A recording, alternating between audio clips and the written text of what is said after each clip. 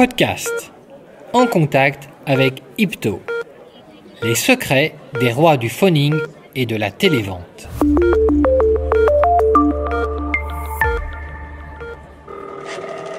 Le télémarketing est né dans les années 50 aux États-Unis. Dans le monde, des milliards d'appels sont émis tous les jours.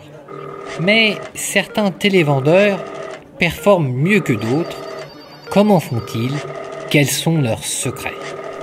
Dans notre série de podcasts et de vidéos, vous allez découvrir pourquoi le phoning demeure un canal de vente incroyablement efficace et quels sont les outils de ces télévendeurs de génie. On vous dit tout. Mais d'abord, un grand merci à Ipto, partenaire de cette enquête. Leader européen de la fourniture de leads intentionnistes, Ipto vous permet d'optimiser l'efficacité de vos campagnes de télévente.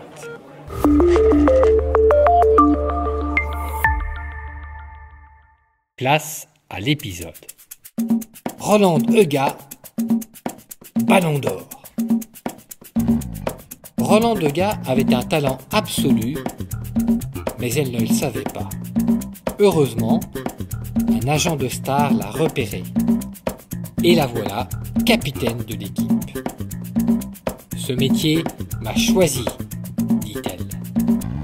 Je suis Roland Degas, je suis de nationalité camerounaise. Je travaille chez VIPP depuis bientôt 10 ans. Je suis arrivée au cours du dernier trimestre de l'année 2014 et j'ai un parcours qui est très classique. Alors je dirais que c'est VIPP qui m'a trouvée. Dès mon arrivée, dès les premiers moments, ça a été le coup de foudre parce que je pense que c'est ce métier qui m'a choisi.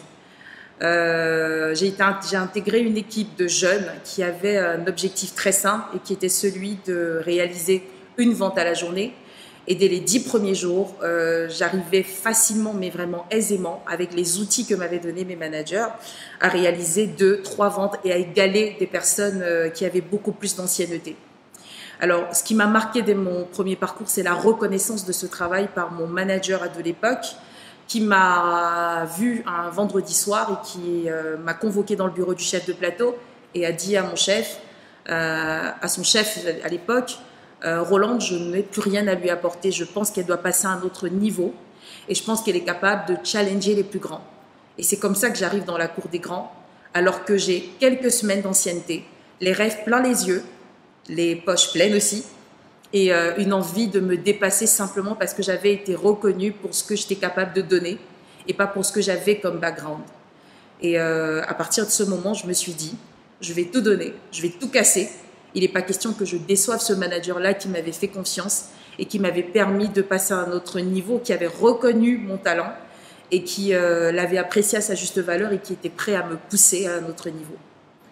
Comment tu arrives au métier du téléphone? Tu as fait une formation dans ce domaine, tu as fait des études de droit? Pas du tout, j'ai pas été formée. Au Cameroun, déjà, Manuel, on ne connaît pas la télévente. C'est pas un métier connu, il n'y a pas de formation dans le domaine. Donc moi, j'ai fait des études littéraires, j'ai fait le management des entreprises. J'étais en cours de thèse, en cours de recherche sur le redressement des entreprises dans l'espace OHADA. Et c'est une parenté, qui avait été invité employé par VIPP pour faire de la rénovation. Et du coup, il avait l'habitude de me complimenter sur la façon de m'exprimer, cette capacité à parler français d'une certaine façon, avec une voix qui se démarque selon lui. Et donc, il est rentré un dimanche, il a été invité à dîner et il m'a dit... il y a une petite entreprise qui emploie des jeunes comme toi et qui ont de très belles voix. Je pense que tu devrais t'essayer. Même si tu fais des études, je pense que ça peut être bien pour toi vu la voix que tu as. Et je l'ai suivi. Je me suis dit, why not? J'avais pas d'emploi et je te cache pas que j'avais essayé 2 ou 3 fois un concours d'État qui n'était pas passé. Et je ressentais le besoin de travailler et j'ai donc tenté ma chance. Je savais vraiment pas ce que c'était. J'ai eu un entretien atypique et c'est pour ça que je dis que c'est VIPP qui m'a trouvé. Tu vas voir, je vais te raconter. Je suis appelée un vendredi soir. J'oublierai jamais ce jour parce que j'étais chez une amie et j'ai une voix très française qui m'appelle avec un réseau qui captait pas bien du tout. et qui me dit « Bonjour, vous êtes Madame Eugard ?» Je dis « Oui. » Alors, vous avez déposé un dossier chez nous pour être téléconseillère. Et je lui dis « Oui, absolument. » Et elle me pose la première question. Alors là, j'ai une coupure de réseau. Ça raccroche, elle me rappelle immédiatement. Et j'essaie tant bien que mal de lui donner la première réponse, ensuite la deuxième.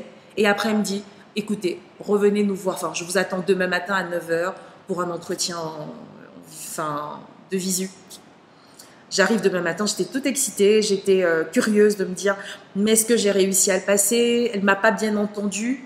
Et quand j'arrive, je trouve 25 jeunes qui attendent comme moi. Et je me dis, waouh, il va y avoir de la concurrence quand même. Et à ce moment, je rentre dans la salle et nous sommes 10 autour d'une table. Et on fait un tour de table. Et le recruteur nous dit, c'était une dame à l'époque, est-ce que vous voulez bien vous présenter chacun? Et quand j'ouvre ma bouche et que je me présente, elle me dit, vous, je vous ai appelé hier à 19 h. J'ai gardé votre voix en mémoire, je suis contente que vous soyez venu. Alors là, Manuel, je me suis dit, this is the place to be. Et très honnêtement, ça m'a détendu. Tout mon stress, il est retombé immédiatement. Et là, je me suis dit, je pars sur une bonne note. Elle se souvient de moi malgré les problèmes de com. Et j'ai gardé ça en tête.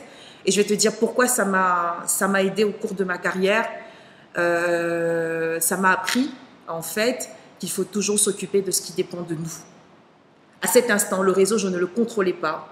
Je ne contrôlais pas la coupure, mais j'ai concentré. J'ai fait un effort que j'avais même pas réalisé pour parler, et ça a été entendu par mon recruteur.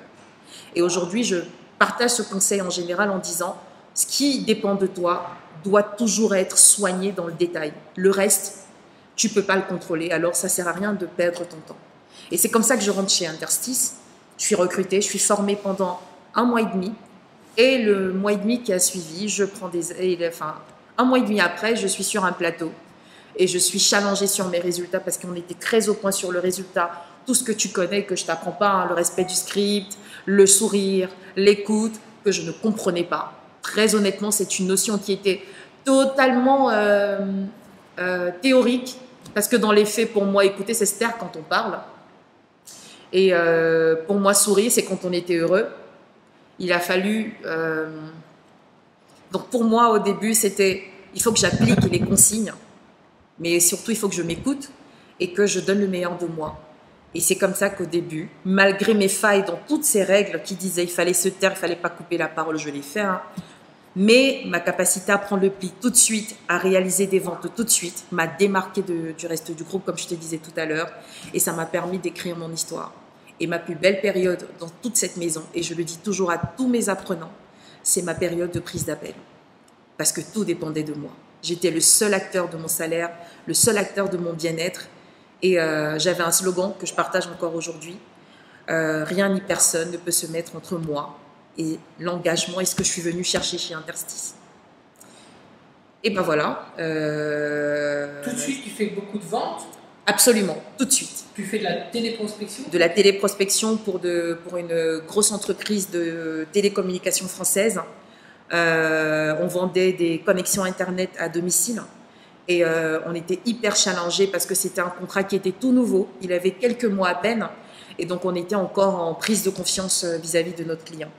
Et donc, on avait besoin des gens qui pouvaient percer tout de suite. Et tout de suite, on est rentré. Le premier jour, je n'ai pas fait de vente. Parce qu'on a pris les appels sur la deuxième partie de la journée. Mais dès le lendemain matin, j'ai fait une vente le matin, une vente l'après-midi. Et mon histoire a commencé. Et je me souviens que vente te remplit de confiance et de joie. Et plus tu vends, plus tu es en confiance, plus tu vends. Et parce que j'avais été très vite en confiance au cours de mes premières ventes, et pour la petite histoire, Manuel, je n'avais pas touché à ma souris pendant ma première vente, j'avais fait que parler. J'étais tellement heureuse d'avoir entendu un oui que j'arrivais plus à saisir le nom et l'adresse mail. Et mon superviseur, il m'a dit, Rolande, respire, parle, je renseigne la fiche. Et c'est ce qui s'est passé. Tu as donc démarré sur un plateau, tu as eu des résultats. Quelle a été ta carrière ensuite? Ça date d'il y a 10 ans, 14 ans 10 ans, ça va faire 10 ans, ça fait faire 10 ans l'année prochaine. Alors, j'ai pris des appels pendant 1 année et demie à peu près. Et au cours de cette année, j'ai enchaîné les récompenses, les challenges, la reconnaissance de notre PDG. Et je vais vous dire pourquoi, quelle a été ma récompense au cours de cette année et demie de prise d'appel. Ensuite, j'ai été nommée chef de plateau. On était la première cuvée chez VIPP à avoir été nommée et pas avoir postulé pour être chef de plateau. On avait vraiment été nommés. Une collègue à l'époque et moi-même avons été nommés en brief général par Charles Emmanuel et Stanislas Assoa. Ensuite, je suis passée à la formation. Et après, j'ai été chef de plateau, donc responsable de projet et d'activité. Et depuis bientôt 2 ans, je suis directrice des projets téléperformance, directrice des projets performance. J'y arrive de la maison, ça fait 2 ans. Et tu encadres combien de personnes? Je suis sur tous les sujets, j'encadre toutes les couches qui aujourd'hui contribuent à optimiser le travail du téléconseiller. Je suis en transverse sur la qualité, la production et même les supports. Alors, en général, avec Charles Emmanuel, aujourd'hui, on lance des nouveaux projets comme les intentionnistes. On travaille de nouveaux partenariats comme celui avec Quality. On teste de nouvelles approches de vente. On teste de nouveaux scripts. On travaille à optimiser et à faciliter le terrain pour le conseiller. On retravaille l'approche conseiller. On retravaille l'approche formation, l'approche management. C'est vraiment un sujet transverse. Je suis vraiment sur tous les sujets. Mon travail aujourd'hui, c'est optimiser le travail du conseiller et c'est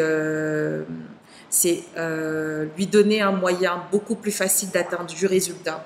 C'est de challenger les méthodes qui existent, c'est de challenger les managers, challenger les approches pédagogiques au niveau de la formation et c'est vraiment au niveau de toutes les couches, challenger les coachs pour voir qu'est-ce qu'ils apportent aujourd'hui réellement à nos apprenants, à nos conseillers, à nos praticiens. C'est vraiment hyper large comme champ d'action. Tu as été recruté manifestement parce que tu avais une bonne voix. Ça suffit pour être un bon télévendeur? Oui et pas que. C'est un atout important pour être un bon téléconseiller. Et aujourd'hui, pour moi, c'est quoi un bon téléconseiller? C'est celui qui a une capacité incroyable à s'adapter dans ce monde qui évolue. C'est celui qui est capable d'absorber et de retransmettre. Parce qu'aujourd'hui, et je le dis souvent, je ne donne pas à mes conseillers, j'emprunte. Parce que ce que je te donne, je veux que tu me le rendes. Et comment tu me le rends? C'est en le donnant à la personne que tu es en ligne. Pour moi, un bon téléconseiller, c'est cette personne-là qui va évoluer dans cet environnement qui est devenu rude parce que la télévente d'il y a 10 ans, c'est plus la même aujourd'hui. L'approche client il y a 10 ans, la vente dans le pur et le dur, c'est plus pareil. Aujourd'hui, il faut être fin. Aujourd'hui, il faut toucher l'humain, l'émotion. Tu récites plus un script et tu vends. Le prix ne suffit plus à vendre. C'est le téléconseiller de demain, c'est celui qui aura compris que tout ce qu'il y a autour de lui est un outil. Que ce soit la voix, le script, le dialeur, le superviseur est un outil pour sa montée en compétence et que finalement la pièce maîtresse et que finalement celui qui détient la clé de la vente et de la réussite de sa vente, c'est lui. C'est celui qui aura réussi à garder son authenticité dans toute cette sphère qui demande ou qui le transforme en lui demandant d'être un acteur. C'est celui qui saura se retrouver, garder cette authenticité et savoir exploiter toutes les ressources autour de lui pour arriver à faire une vente. Il y a différents profils de télévendeurs. Est-ce qu'il y a un point commun entre tous ceux qui, sur tes plateaux, ont de très bons résultats? Oui. Où il y a une diversité de parcours et de profils? Alors, il y a plusieurs profils, effectivement. Il y a des profils différents. Mais finalement, ils se rejoignent tous parce que la recette, elle est employée par tous. C'est qu'ils aiment le métier, qu'ils s'impliquent à fond, ils sont disciplinés. Ceux qui réussissent, c'est des personnes résilientes, c'est des personnes qui s'adaptent et c'est des personnes qui croient en ce qu'on leur donne et qui croient en leur manager. Il faut être discipliné au départ pour mettre en place ce que l'autre te dit, ou il faut utiliser tes propres méthodes, tes propres atouts? Alors au début, c'est comme dans tout, on commence par du mimétisme avant de s'autonomiser. Alors il faut déjà vider son verre, le remplir pour pouvoir faire le tri. Tu vas rencontrer beaucoup de personnes au cours de ton apprentissage. Tu vas attendre tellement de choses entre le formateur, le recruteur déjà, le formateur ensuite, le superviseur et les collègues de travail. Tu vas apprendre tellement de choses. Il va falloir que tu absorbes et qu'ensuite tu fasses le tri. Moi, quand je suis arrivée, j'ai copié sur des gens. J'ai un collègue et je garde encore très fort en mémoire son nom qui m'a marqué quand je suis arrivée parce qu'il vendait avec une directivité incroyable. Il faisait des ventes en 10 minutes chrono. Et je me disais, comment on arrive à faire ça? Qu'est-ce que c'est la directivité pour un néophyte? Eh ben, c'est la capacité à maîtriser son entretien d'un bout à l'autre. Je maîtrise le contenu et la durée. C'est ma capacité à tenir la main de l'autre et de l'entraîner dans la direction vers laquelle je veux le mener. C'est une forme de viol du consentement? Pas du tout, non? Ah non, pas du tout. C'est que je te laisse libre de faire exactement ce que j'ai envie que tu fasses. Parce qu'à chaque fois, je vais te chercher.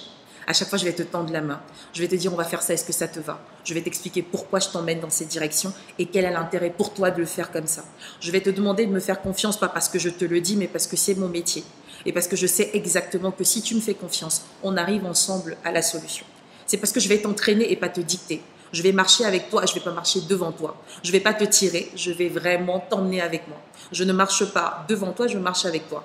Par contre, c'est moi qui maîtrise le chemin. Je te demande juste de me faire confiance. Ça peut être, monsieur, je vous propose un rendez-vous demain matin ou jeudi après-midi. Ça peut être ça la directivité? L'alternative, c'est possible. Ou encore, ça peut être la directivité de dire, moi, je suis disponible entre temps et temps. Est-ce que vous avez de la disponibilité dans ce créneau ou sur cette période-là? C'est aussi ça de la directivité. C'est de proposer et puis on affine en fonction des choix du client. Manifestement, il y a eu une période importante où on t'a fait confiance et tu as mérité et cette confiance t'a donné, t'a autonomisé. Est-ce qu'il y a eu des appels de légende? Est-ce qu'il y a eu des moments pendant lesquels tu as appris des choses? Grâce à quel type d'appel? À quel type de situation? Ou peut-être à quel type d'encadrant? Alors, c'est une très belle question que tu me poses là, Manuel, parce qu'il y a 2 appels au cours de ma carrière qui m'ont marqué. Le premier, c'est celui qui m'a appris à parler à un client de lui et pas de mon produit. Et c'est un appel au cours duquel j'ai un client avec qui je discute et on est en pleine découverte. Je lui parle de lui, de ses enfants et au cours de l'entretien, je l'entends dire à quelqu'un qui l'a interpellé, il faut qu'on se dépêche, il faut qu'on arrive très vite à l'hôpital avant la fermeture des heures de visite. Alors là, je l'ai entendu sur le coup et j'ai pas osé en parler parce que je me suis dit, c'est personnel, t'as pas le droit d'en parler là tout de suite. Et après, je me suis dit, why not? Et moi, j'ai provoqué en lui disant, alors vous m'avez dit que là, dans 10 minutes, vous avez un rendez-vous pour l'hôpital, j'espère que c'est rien de grave. Et il me dit, bah non, c'est rien, mais je vais devoir écourter notre entretien. Et si vous voulez bien, on se rappelle dans 1 heure. Et ben moi, je lui ai dit, très bien, je prends ma pause entre midi et 2. Si ça vous convient, on se rappelle à partir de 14 heures, ça vous va? Il m'a dit, très bien. Alors, quand je le rappelle, normalement, c'était pour conclure une vente. La première chose que je lui demande, c'est comment était votre rendez-vous à l'hôpital? Et est-ce que ça s'est bien passé? J'espère que c'est rien de grave. Et c'est là qu'il me raconte en fait que son enfant est très malade et va subir une opération chirurgicale. Et du coup, pendant 5 à 10 minutes, on n'a parlé que de ça. Combien c'était difficile. Il m'a parlé de la maladie, de l'évolution, de ce qui restait comme espoir, de ce qu'il fallait aller chercher à la suite, de comment il faisait pour tenir le coup et comment il réconfortait son enfant. Et moi, je lui ai demandé le prénom de son enfant et je lui ai demandé quelles sont les chaînes qu'il regarde et qu'est-ce qui pourrait faire plaisir à son enfant.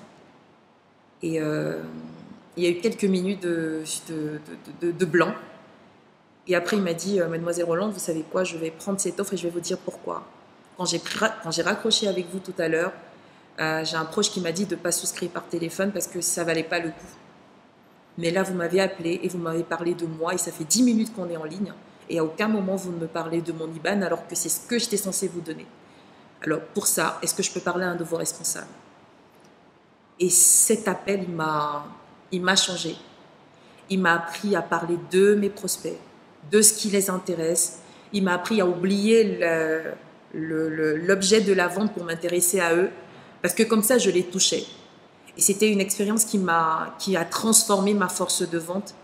Et je peux te dire, sans risque de me tromper, que 95% de mes ventes à partir de ce jour-là ont été faites sur ces petits détails qui finalement changeaient le cours de mes ventes. Et il a parlé à mon manager et il a dit, franchement, vous devez la surpayer, cette conseillère, parce que très honnêtement, je n'allais pas prendre cette offre. J'espère que vous l'entendrez et que vous comprendrez que vous avez quelqu'un d'exceptionnel dans vos équipes. Ça, c'était le premier appel.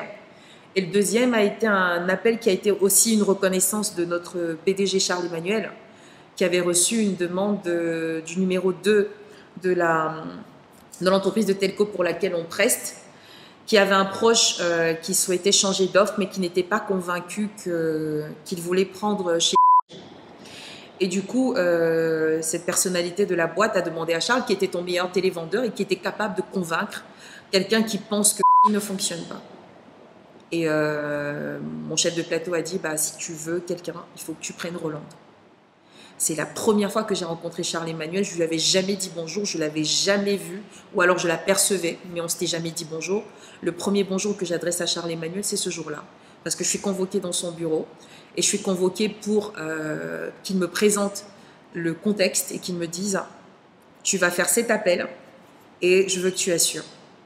Et j'étais chargée de prendre cet appel dans son bureau, en face de lui. Je ne te dis pas la pression. Pour moi, jeune téléconseillère qui rencontre son directeur général pour la première fois et qui va devoir prendre des appels en face de lui, et franchement, je pense que j'ai eu la gorge, l'estomac noué pendant une demi-heure, pendant que le poste se préparait. Et dès les premiers moments de l'échange, Charles m'a adressé un sourire et il était sûr que la vente allait être faite, et elle a été faite. Et après cette vente, j'ai eu une recommandation de ce client pour en faire une autre. Et ça, c'est des appels qui ont marqué ma carrière, qui ont impacté mon amour pour ce métier, qui m'ont rappelé que j'étais à la bonne place et que finalement, j'avais juste à faire ce que j'aimais pour pouvoir progresser et pour pouvoir satisfaire les besoins des gens. Parce qu'au final, c'est ça. Quand tu t'intéresses à cette fameuse personne dont l'enfant va aller à l'hôpital, oui. Ce qui l'a marqué, c'était cet intérêt ou la sincérité de cet intérêt? Les deux à la fois. Parce que c'était pas une simulation, j'avais vraiment été touchée. Déjà par le ton de sa voix quand il a abordé le point. Et je sentais j'étais prête, en toute transparence, tu le répéteras pas à Charles si tu veux, j'étais prête à laisser tomber cet appel, au moins pour ce soir-là. Parce que je pensais que c'était inconvenant de continuer quand quelqu'un est dans cette émotion. J'avais été emportée par mes propres émotions. Et j'étais pas sûre qu'à l'époque, j'étais sûre que c'était la bonne chose à faire, mais j'ai suivi mon instinct. C'est pour ça que je parlais d'authenticité tout à l'heure. C'est qu'à un certain moment, il faut laisser parler l'humain qui est derrière nous, au-delà de ce jeu qu'on nous demande de jouer ou ces personnages qu'on nous demande d'incarner. Il faut se rappeler que derrière la personne qui achète est un humain qui vit exactement les mêmes réalités que nous. Et à ce moment, j'ai laissé parler mon cœur. Et je pense que c'est ça qui a fait la différence. Et pourtant, il avait décroché pour me dire qu'il n'allait pas souscrire. Si j'étais rentrée dans le jeu du script et l'application stricte des règles, j'aurais perdu cette vente. Et j'en aurais jamais eu conscience, et ça le pire, c'est que j'allais jamais me rendre compte qu'il avait refusé pour ça, parce qu'il avait été découragé. Et ça m'a permis de me rendre compte qu'en fait, un vendeur, c'est pas celui qui maîtrise son script, c'est pas celui qui maîtrise son offre, c'est celui qui parle aux gens, qui parle avec les gens, qui parle pour être compris et qui écoute pour comprendre et pour satisfaire. Et ça a vraiment changé mon expérience, mon approche. J'ai arrêté d'être la vendeuse à tout prix, non, à tous les prix. Je suis restée la vendeuse au bon prix. Et je pense que ça m'a apporté, ça m'a permis de transmettre aux gens aujourd'hui des façons de vendre qui ne nécessitent pas forcément la récitation d'un script ou alors l'énumération de tous les avantages qu'on peut avoir. Le script, ce fameux script, qui est un invariant dans les métiers du téléphone, il faut savoir s'en éloigner, l'oublier, mais est-ce qu'au départ c'est quand même un guide pour pouvoir respecter les différentes étapes? Je pense que oui, et je pense que ça dépend de la personne qu'on adresse. En Afrique, le métier du téléphone est très inconnu. Il y a très peu de personnes qui ont de l'expérience de ce qu'on fait, de comment c'est possible, qui ne connaissent même pas l'univers français, parce que aujourd'hui, VIPP adresse à 90% la population française, et c'est très difficile de se projeter. Quand tu n'as jamais été en France et que tu n'as jamais été en contact avec un Français, comme c'était mon cas à l'époque, il est très difficile de se dire je peux tenir une conversation avec un Français si je ne suis pas guidée. Donc à ce moment-là, le script, il est une balise. C'est un mentor qui t'aide déjà à te sentir à l'aise dans la conversation parce que c'est un Français ou une Française qui l'a écrit. Et ça te permet de prendre peu à peu tes marques. Il faut que tu te l'appropries. L'idée, c'est pas de l'appliquer à la lettre, mais à l'esprit. Et moi, quand j'étais débutante, je l'ai d'abord appliqué à la lettre. Après, je me le suis approprié. Et puis, j'ai commencé à le jouer à l'esprit. C'est-à-dire, je respectais les étapes sans respecter le vocabulaire inscrit. Mais je pense que c'est une bonne orientation. Si je forme un Français aujourd'hui, je n'ai pas besoin de lui donner un script parce qu'il adresse une population à qui il s'adresse tous les jours. Il connaît le quotidien. J'ai besoin de lui donner les étapes de vente. Je lui dis, tu commences par là et tu sors par là.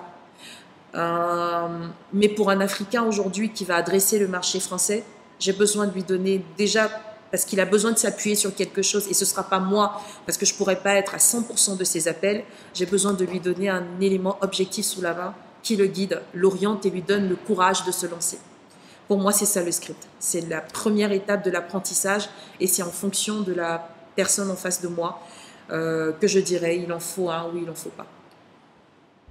Pour vendre, il faut appeler des gens sur un fichier, il faut respecter un script, il faut savoir écouter, obtenir l'accord, boucler une vente, il faut faire ça toute la journée, résister aux échecs. Qu'est-ce qui a été essentiel dans ton succès et qu'est-ce qui va être différent demain, puisque tu évoques le fait que le métier a considérablement changé?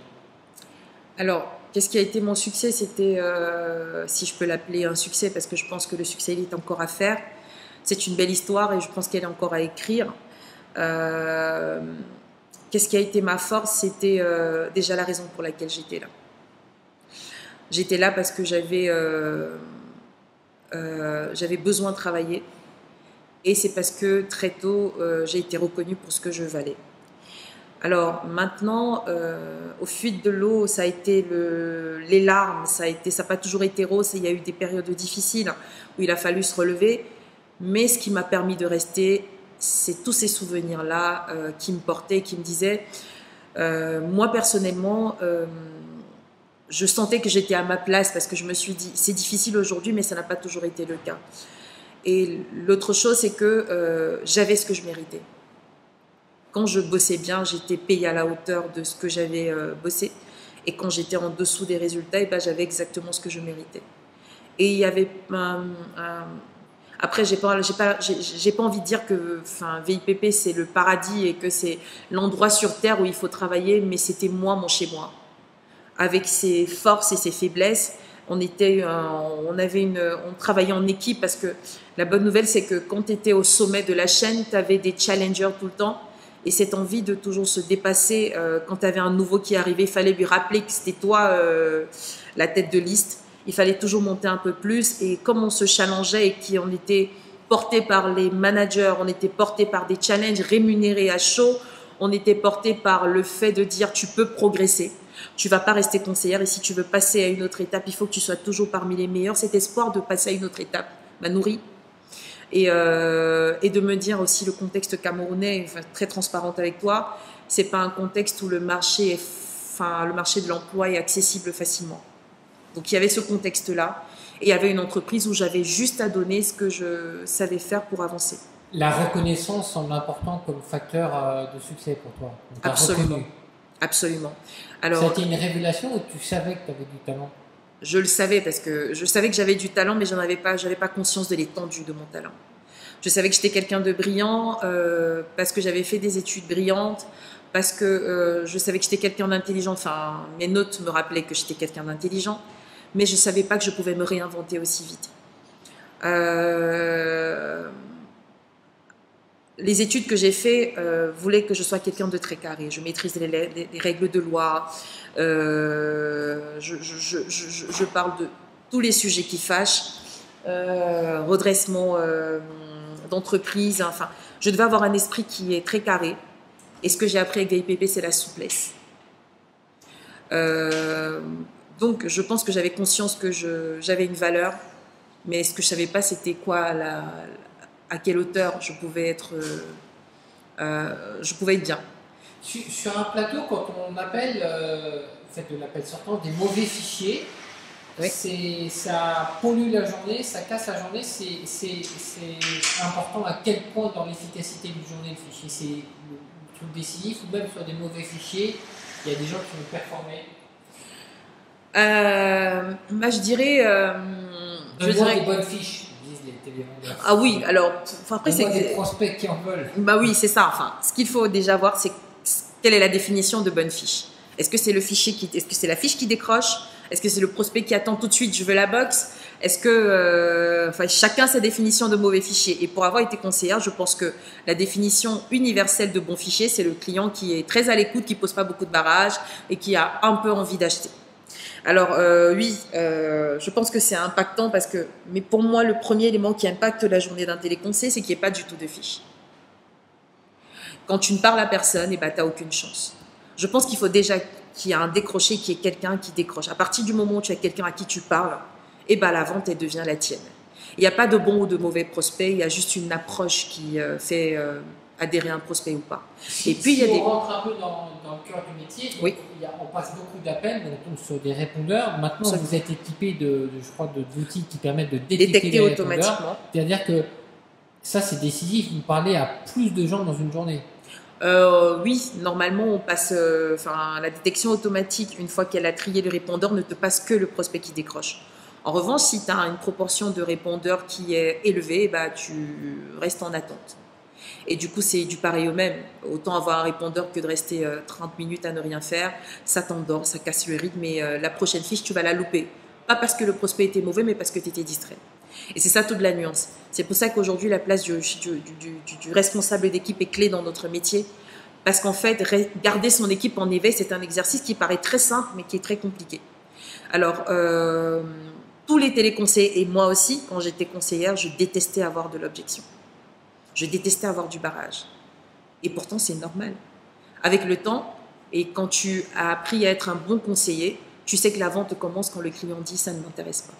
Parce que c'est normal, tout le monde a peur de l'inconnu. Il ne m'attendait pas, il ne voulait pas de moi, à moi de défendre la raison pour laquelle je suis là. Et la première erreur qu'on a tous commis, c'est qu'à ce moment, on récite un script et un verbatim. Alors que là, il faut le surprendre. Tous les centres d'appel, tous les collaborateurs, enfin, je suis certaine, ont pratiquement la même approche. Quand tu as un barrage, ça ne m'intéresse pas. Ils te diront toujours, mon appel est important. Et c'est la première erreur parce que ton appel, il n'en a rien à faire. C'est pas ton appel qui est important, c'est la raison de ton appel qui est importante. Et cette raison, il faut que tu la communiques tôt. Il faut qu'il l'entende et qu'il comprenne que ça peut être un intérêt pour lui de rester là, autrement il s'en va. Et ce petit jeu-là fait qu'au final, il y a des fichiers plus difficiles, mais il n'y a pas de mauvais fichiers. Il y a des fichiers qui sont adaptés à un certain profil de conseiller, mais il n'y a pas de mauvais fichiers. Parce que pour moi, il peut avoir une mauvaise production quand le conseiller n'a pas eu quelqu'un en ligne à qui il peut parler. À partir du moment où tu as le décroché, eh ben, tu as les cartes en main. Il faut juste savoir les distribuer. Comment on fait pour maintenir une équipe en éveil? Très bonne question. Il faut être présent. Il faut être au soin. Et quand je parle de soin, c'est pas de crier dans tous les sens comme si on était dans la jungle. C'est de te rapprocher de chacun de tes conseillers, de surveiller l'assise. La posture déjà dans la chaise te dit si ton conseiller est là ou pas. Regarder les pages sur lesquelles il est. Est-ce qu'il est sur un petit exercice de script ou il est sur des pages jaunes à chercher je sais pas quoi? Est-ce qu'il est avachi dans sa chaise? Est-ce qu'il est hagard? Est-ce qu'il est emporté dans une discussion qui n'a rien à voir avec... Enfin, c'est vraiment être attentif à leur posture, à leur regard, à leurs gestes.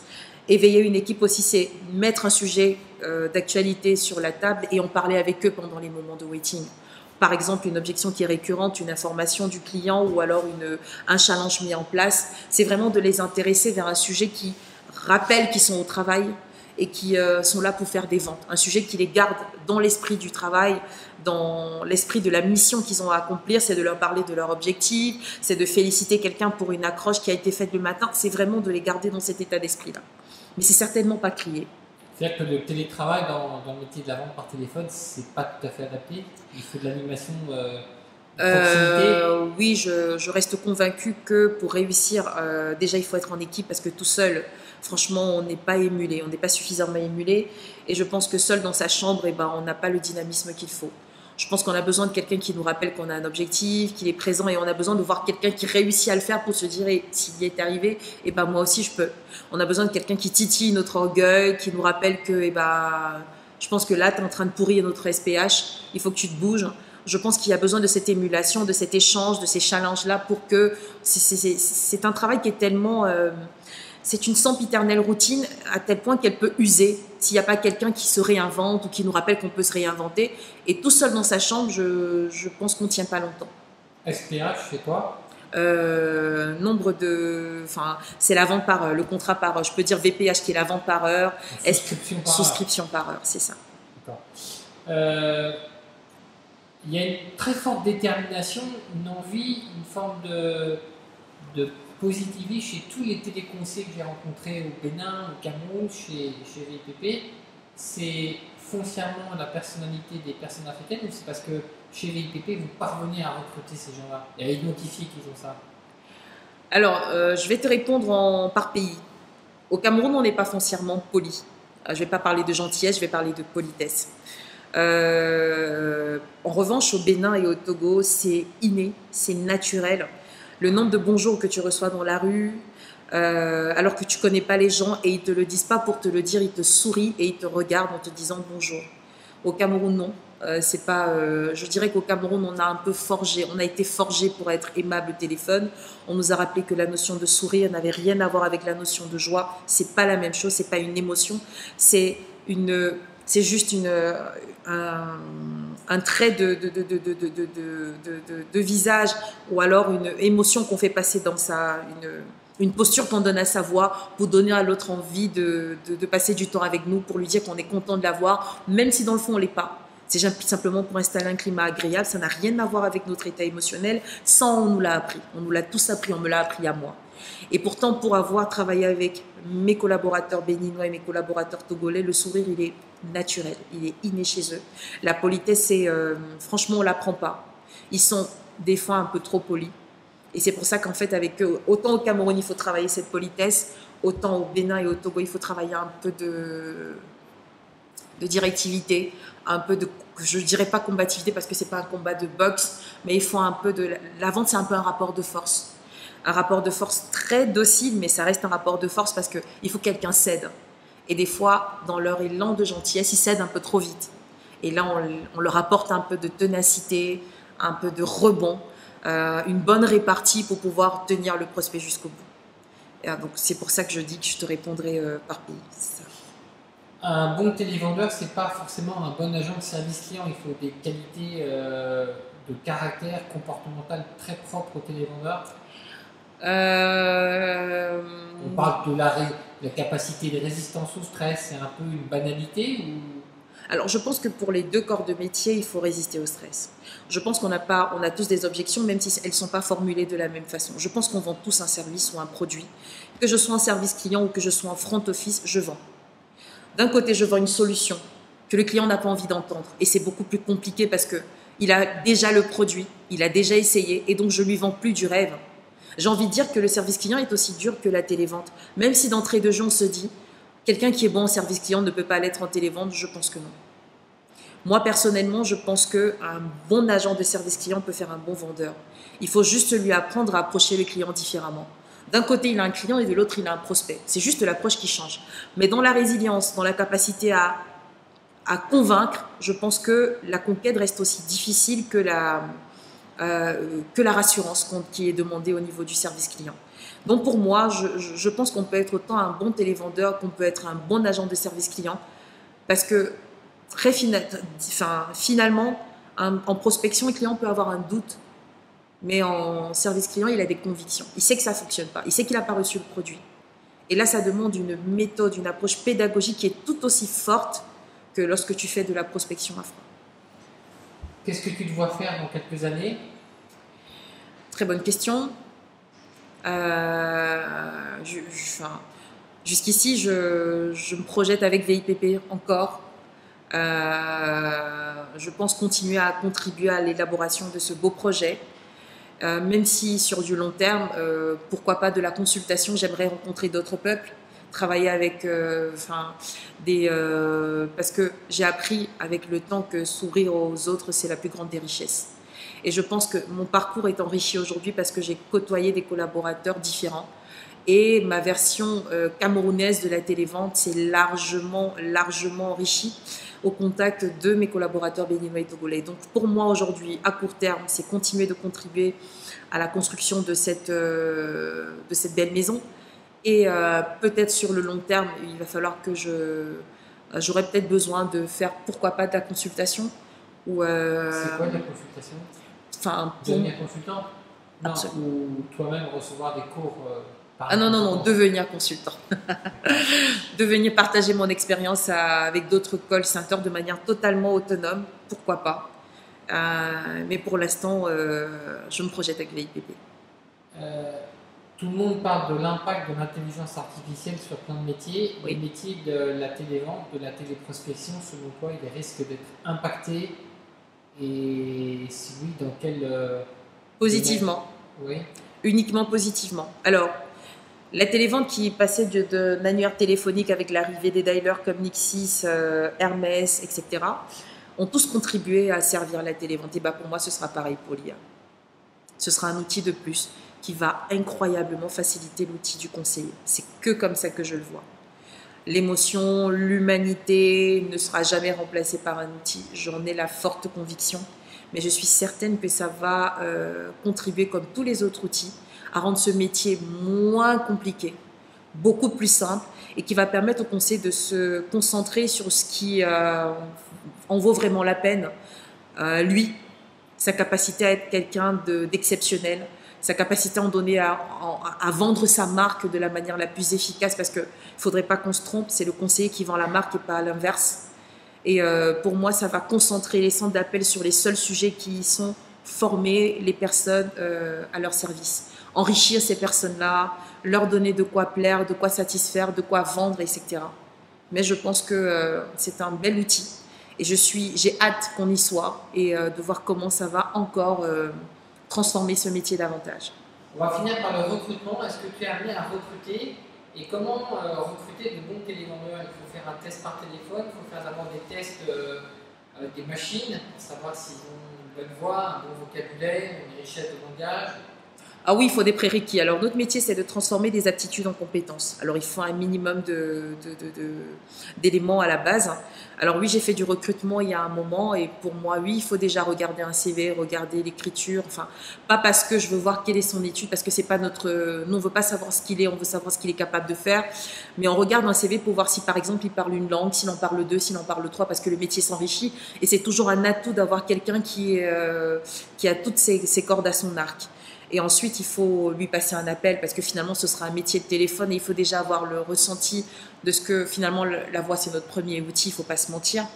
Et ben après, tu l'as en face et tu vois ce que ça donne, la discussion. Tu le pousses dans ses retranchements, tu le surprends, tu sors des sentiers battus, tu le mets, essayes de le mettre dans des situations de gêne pour voir comment il réagit. Est-ce qu'il perd son sang-froid, est-ce qu'il ne le perd pas? Et en fonction de l'activité pour laquelle tu sources, tu sais si c'est le bon profil ou pas. Parce qu'en fait, ce qu'on recherche, c'est des profils. Il y a justement des profils différents téléconseillers. Il y a des gens qui t'ont étonné, qui sont parvenus à des très bons niveaux de performance et sur lesquels tu n'aurais pas misé. En général, on ne mise sur personne à l'entrée, à part le fait qu'il a une belle voix. Tu ne peux pas dire d'avance celui-ci il est bon, il n'est pas bon. Il faut parler avec lui et faire. En général, on arrive à détecter de très bons vendeurs par leur audace et leur authenticité. Alors un bon vendeur, c'est vraiment quelqu'un d'audacieux qui n'hésite pas à prendre des risques. Et là, je parle de la télévente pure. Et des fois, tu as des candidats, tu lui poses une question et pour moi, dès qu'il crée l'effet de surprise et dès qu'il t'amène sur un terrain sur lequel tu te voyais pas, pour moi, il y a déjà du bon. Il y a un autre élément que je trouve très bien quand on débute ce métier, c'est la capacité à corriger. À s'adapter. Enfin, je vais peut-être utiliser le mot s'adapter. Tu demandes à un collaborateur de te dire ce texte et tu corriges le mot une fois. La prochaine fois, il dit le mot à la perfection. Ça veut dire qu'il t'a écouté et que tu n'auras pas du mal à l'amener à l'emmener avec toi parce qu'il écoute et il essaie d'appliquer. Et puis, il y a la ténacité aussi. Tu vois un collaborateur qui essaye de dire un texte, il bute mais il lâche pas, il reprend. Tu lui demandes pas de reprendre, tu l'écoutes simplement, il s'arrête pas, il essaie jusqu'à ce qu'il y arrive. Et ça, c'est aussi c'est dire que ce mec il sera résilient. Je pense qu'il y a tellement de détails qui font qu'un bon profil peut être détecté où tu te dis, il n'est pas au top, il n'est pas à 100, mais je peux l'emmener, je peux le faire progresser. Parce que s'il fallait recruter des gens à 100% opérationnels, on ne serait pas 3000.